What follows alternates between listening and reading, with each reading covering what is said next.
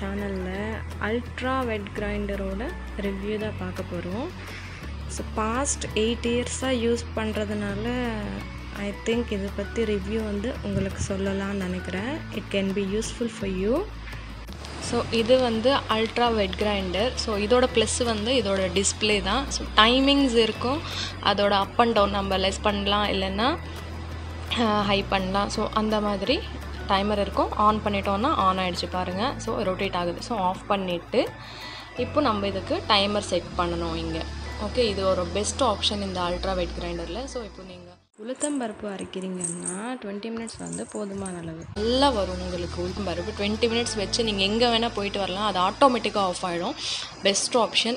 நீங்கள் இப்போ வந்து ரைஸ் அரைக்கிறீங்க அப்படின்னா 26 to 27 மினிட்ஸ் வந்து நீங்கள் வச்சுக்கலாம். நெக்ஸ்ட்டு வந்து நீங்கள் கொரகொரன்னு அரைச்சிங்கன்னா இட்லிக்கு ரொம்ப நல்லா இருக்கும். ஸோ அப்படி இல்லை உங்களுக்கு தோசைக்கு வேணும் நீங்கள் அரைக்கிறோம் அப்படின்னா நல்லா சாஃப்டாக அரைக்கணும். ஸோ அதுக்கு வந்து நீங்கள் 30 மினிட்ஸ் வச்சுக்கலாம். ஓகே, 30 மினிட்ஸ் வச்சு நீங்கள் ஆன் பண்ணிங்கன்னா ஆட்டோமேட்டிக்காக ரொட்டேட் ஆகிடும். இதோட லிட்டு வந்து ஓப்பனாக க்ளோஸ் பண்ணுறதுக்கு ரொம்ப வசதியாக இருக்குது. மேலே வந்து ஒரு செட்டப் இருக்குது. இப்போ இப்படி ஓப்பன் பண்ணோம் அப்படின்னா அப்படியே மேலே போயிடும். நம்ம அழகாக வந்து எடுத்து க்ளீன் பண்ணுறதுக்கு ரொம்ப வசதியாக இருக்கும். நெக்ஸ்ட்டு வந்து இது ரொட்டேட் ஆகிறது வந்து ஈஸியாக இருக்கும். உள்ளே வந்து பார்த்திங்கன்னா ஒரு 2 ஸ்டோன்ஸ் கொடுத்துருக்காங்க ட்ரையாங்கிள் ஷேப்பில். ஸோ பக்கத்தில் வந்து சைட் பார் ஒன்று இருக்குது. ஸோ இது வந்து இந்த மாதிரி தான் வைக்கணும். சைட் பார் வந்து இந்த பக்கம் வைக்கிறதோ இல்லைன்னா வேறு சைடில் வைக்கிறதோ வைக்கக்கூடாது. இதே மாதிரி ஷேப்பில் வந்து நம்ம வைக்கணும் உள்ளே.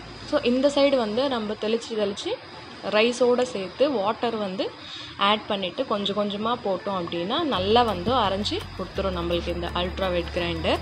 ஸோ யூஸ் பண்ணுறது வரலையும் ரொம்பவே நல்லா இருக்குது. நம்ம மெயின்டெனன்ஸும் பண்ணணும். இந்த டிஸ்பிளேக்கு வந்து டோட்டலாக 2 இயர்ஸ் வாரண்ட்டி. ஏதாவது ப்ராப்ளம்ஸ் இருந்தால் கூட அவங்க வந்து நம்மளுக்கு கஸ்டமர் கேர் வந்து சால்வ் பண்ணிவிட்டு போயிடுறாங்க. ஸோ இந்த ஹோல் கிரைண்டருக்கு வந்து 10 இயர்ஸ் வாரண்ட்டி. மேலே வந்து பாருங்கள் ஒரு டயக்ராம் இருக்குது. ஸோ அந்த மாதிரி தான் வைக்கணும்னு சொல்லிட்டு ஒரு இண்டிகேஷன் நம்மளுக்கு. இந்த கிரைண்டர் வந்து டோட்டலாக 2 லிட்டர்ஸ் கெப்பாசிட்டி. ஸோ யூஸ் பண்ணுற வரையும் ரொம்பவே நல்லா இருக்குது. ஸோ அதான் வந்து உங்கள்கிட்ட ரிவ்யூ சொல்லலாம் அப்படின்னு. இது சிங்கில் கூட கரெக்டாக பற்றும் உங்களுக்கு. நல்லா வாஷ் பண்ணுறதுக்கு எல்லாத்துக்குமே வந்து நல்லா இருக்குது இந்த கிரைண்டரு. ஸோ தாராளமாக நீங்கள் வந்து கிரைண்டர் வேணும் அப்படின்னா இது சூஸ் பண்ணிக்கலாம். இப்போ நம்ம அல்ட்ரா வெட் கிரைண்டரில் எப்படி நம்ம மாவு ஆட்டுறோன்னு சொல்லிட்டு உங்களுக்கு ஒரு ஜஸ்ட் ட்ரையலு. ஸோ இங்கே வந்து என்ன ரேஷியோவில் வந்து நம்ம ரைஸு அண்டு உளுத்தம்பருப்பு ஊற வச்சுருக்கோம் அப்படின்னு சொல்லிட்டு சொல்கிறேன். இங்கே வந்து ரைஸு, இங்கே உளுத்தம்பருப்பு வந்து தனித்தனியாக ஃபஸ்ட்டு நம்ம ஊற வச்சிடணும். நீங்கள் உளுத்தம்பருப்புவில் வந்து வெந்தயம் சேர்க்கறத விட ரைஸில் வந்து சேர்த்திங்கன்னா உங்களுக்கு வந்து ரொம்ப நல்லா அரையும். நெக்ஸ்ட்டு வந்து உளுத்தம்பருப்பு வந்து நல்ல குவாலிட்டியாக இருக்கிறது. ஃபஸ்ட்டு குவாலிட்டி உளுத்தம்பருப்பு வேணும் உங்களுக்கு. நல்ல ஸ்பாஞ்சியாக வரும், அது மட்டும்தான். ஸோ அதனால் ஃபஸ்ட்டு குவாலிட்டி உளுத்தம்பருப்பு நீங்கள் வாங்கிக்கோங்க. அது வந்து 1 கப்பு போட்டிங்கன்னா ரைஸ் வந்து 8 கப்ஸ் போடணும். ஸோ டோட்டல் ரேஷியோ வந்து 8:1. அதுக்கப்புறம் நீங்கள் எந்தளவுக்கு வெந்தயம் போடுறீங்களோ ஸோ ஒரு டேபிள் ஸ்பூன் இல்லைன்னா 2 டேபிள் ஸ்பூன் கூட நீங்கள் ஆட் பண்ணிக்கலாம். இன்கேஸ்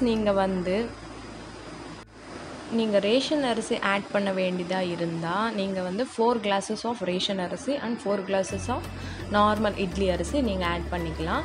ஸோ உளுத்தம்பருப்பு நீங்கள் அரைக்கும்போது கொஞ்சம் கொஞ்சமாக தண்ணி தெளித்து தான் நீங்கள் அது வந்து அரைக்கணும். நெக்ஸ்ட்டு தனியாக ரைஸ் வந்து அரைக்கணும். ஸோ இதுக்கு வந்து நம்ம இட்லி சோடா, அப்ப சோடா அந்த மாதிரி எதுவுமே ஆட் பண்ணுறோம்.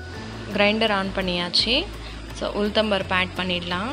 ஸோ ஜஸ்ட்டு உளுத்தம்பருப்பு ஆட் பண்ணிவிட்டு ஒரு 1/2 glass வாட்டர் நீங்கள் ஆட் பண்ணி கிரைண்ட் பண்ணால் போதும். வெறும் கிரைண்டர் வந்து ரொம்ப நேரம் வந்து ஆன் பண்ணிவிட்டு அப்படியே விட்டுறாதீங்க. ஜஸ்ட்டு 2 to 3 செகண்ட்ஸில் நம்ம உளுத்தம்பருப்பு ஆட் பண்ணிடணும்.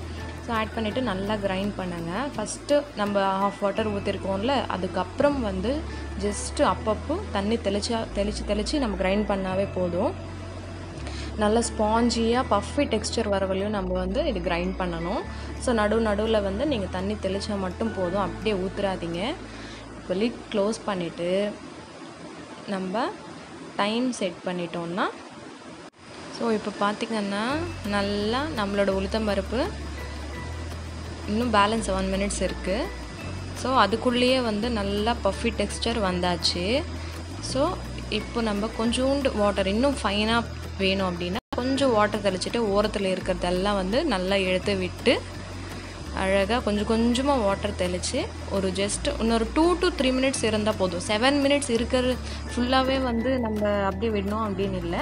நம்ம பார்க்குறோம்ல, அது டெக்ஸ்சர் பார்க்குறோம்ல. ஸோ எந்த ஸ்டேஜில் வந்து நம்மளுக்கு ஓகே அப்படி நம்மளுக்கு இந்த பதம் ஓகே இந்த மாதிரி போட்டோன்னா விழணும். ஸோ அந்த மாதிரி வந்து நம்மளுக்கு வேணும்னும் போது நம்ம ஆஃப் பண்ணிடலாம், ஒன்றும் வந்து பிரச்சனை கிடையாது. ஸோ இந்த மாதிரி ஸ்பாஞ்சி டெக்ஸ்சர் வந்துச்சுன்னாவே போதும், நம்மளோட உளுத்தம் பருப்பு வந்து நல்லா ரெடி ஆகிடுச்சு. ஸோ இப்போ 2 minutes வந்து ஓடியாச்சு. ஸோ இந்த அளவுக்கு டெக்ஸ்சர் வந்து நல்லா இருக்குது. ஸோ 5 minutes லெஃப்ட் இருக்குது பாருங்கள். ஸோ இந்த ஸ்டேஜில் ஆஃப் பண்ணிடலாம். ஆஃப் பண்ணிட்டோன்னா ஆஃப் ஆகிடும். கிரைண்டர் வந்து ஆனில் இருக்கும்போது கூட நீங்கள் இந்த மாதிரி வந்து மாவு எடுத்து கலெக்ட் பண்ணிடலாம். ஸோ இப்போ வந்து நம்ம அதே கிரைண்டரில் நம்ம கொஞ்சோண்டு தண்ணி ஊற்றிட்டு ரைஸ் ஆட் பண்ணிடலாம். கொஞ்சம் கொஞ்சமாக ஆட் பண்ணுங்கள், இல்லைன்னா மொத்தம் ஒரே வாட்டி ஆட் பண்ணிங்க அப்படின்னா கிரைண்டரை வந்து ஸ்ட்ரக் ஆகிரும். ஸோ அதனால் வந்து நீங்கள் ஆன் பண்ணிவிட்டு கொஞ்சோண்டு ரைஸ் ஆட் பண்ணி அதுக்கப்புறம் வாட்டர் ஆட் பண்ணிங்க அப்படின்னா நெக்ஸ்ட்டு கொஞ்சம் கொஞ்சமாக நீங்கள் ரைஸ் வந்து அதில் ஆட் பண்ணிகிட்டே வாங்க. ஸோ ஆட் பண்ணதுக்கப்புறம் ஸோ நீங்கள் எவ்வளோ வந்து டைம் வைக்கணுமோ, ஸோ கொரப்பாக அரைக்கணுமா இல்லைன்னா சாஃப்டாக அரைக்கணுமா, ஸோ அந்த மாதிரி நம்ம பார்த்துக்கணும்.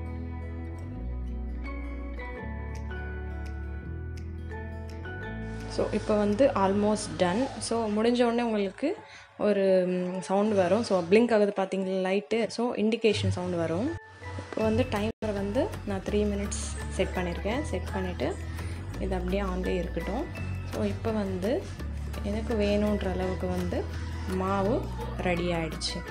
ஸோ பார்த்திங்கன்னா அதில் வந்து கொஞ்சம் கொரப்பாக இருக்குது. ஸோ இது வந்து இட்லிக்கு வந்து ரொம்ப சாஃப்டாக வரும். இந்த மாதிரி நம்ம அரைச்சிங்க அப்படின்னா இன்னும் கொஞ்சம் உங்களுக்கு சாஃப்டாக வேணும் அப்படின்னா கூட நீங்கள் வந்து இன்னொரு 5 minutes அப்படி நீங்கள் வந்து கிரைண்ட் பண்ணிக்கலாம். ஸோ அது வந்து தோசைக்கு வந்து ரொம்ப சாஃப்டாக வரும். ஸோ இட்லிக்கு வேணும்னும் போது இந்த மாதிரி அரைச்சிக்கலாம். ஸோ இப்போ வந்து எல்லாத்தையுமே நம்ம ஒரு இதில் கலெக்ட் பண்ணி வச்சுக்கலாம். ஸோ நம்ம உளுத்தம் பருப்பு ஆட் பண்ணியிருக்கோம்ல, அதில் வந்து நீங்கள் மிக்ஸ் பண்ணிக்கலாம். ஸோ இப்போ வந்து இது 3 minutes இருக்கும்போது நம்மளுக்கு ஒரு அலாரம் மாதிரி கொடுக்கும். ஸோ அது ஒரு இண்டிகேஷன். ஸோ பிளிங்க் ஆகுது பார்த்தீங்களா லைட்டு, ஸோ அதுதான். ஸோ இப்போ வந்து நம்ம டெக்ஸ்சர் பார்த்துட்டு நம்ம அந்த மாவு வந்து எடுத்துகிட்டு ஆஃப் பண்ணிடலாம். ஸோ உங்களுக்கு வேணும் அப்படின்னா இன்னும் கொஞ்சம் நம்ம கூட ஆட் பண்ணிக்கலாம், அப்படி இல்லை வேணான்னா நம்ம குறைச்சிக்கலாம் டைமரு. இப்போ வந்து அந்த மாவு வந்து எடுத்துகிட்டு நம்ம உளுத்தம் பருப்பு கலெக்ட் பண்ணி வச்சுருக்கோம்ல ஒரு பவுலில், ஸோ அதே பவுலில் வந்து நம்மளோட ரைஸு இது கூட வந்து ஆட் பண்ணிடலாம். ரைஸ் பேஸ்ட் அது கூட வந்து கிரைண்ட் பண்ணி வச்சது இதிலே ஆட் பண்ணிடலாம். ஸோ ரெண்டும் வந்து சேர்த்து மிக்ஸ் பண்ணிடலாம். ஸோ எந்த விதமான சோடா வந்து உப்பு இல்லை ஆப்பு சோடா எதுவுமே வந்து யூஸ் பண்ண தேவையில்லை, நம்ம ஆட் பண்ண வேணாம். ஸோ எதுவும் ஆட் பண்ணாமலே நம்ம ஃபெர்மெண்ட் பண்ணிவிட்டு ஸோ நெக்ஸ்ட்டு வந்து மறுநாள் வந்து அப்படியே கொஞ்சோண்டு நம்மளுக்கு எவ்வளோ தேவையோ அவ்வளோ உப்பு ஆட் பண்ணிவிட்டு சால்ட்டு நம்ம வந்து இட்லி வச்சோன்னா நல்லா பஃபியாக வரும் உங்களுக்கு. ஸோ இப்போ எல்லாமே வந்து கலெக்ட் பண்ணி ஒரு பவுலில் வந்து போட்டாச்சு.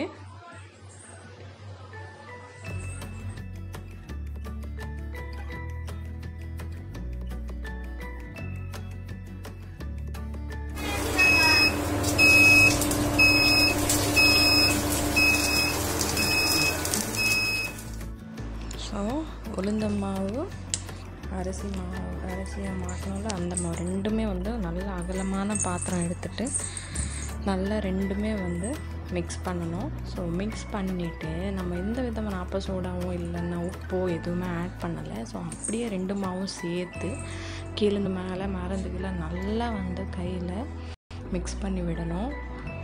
ஒரு கை பக்குவம் கொஞ்சம் சில பேர் தான் நல்லா கை வந்து நல்லா புளிச்சிரும், சில பேர்த்து வந்து அவ்வளோ புளிக்காது.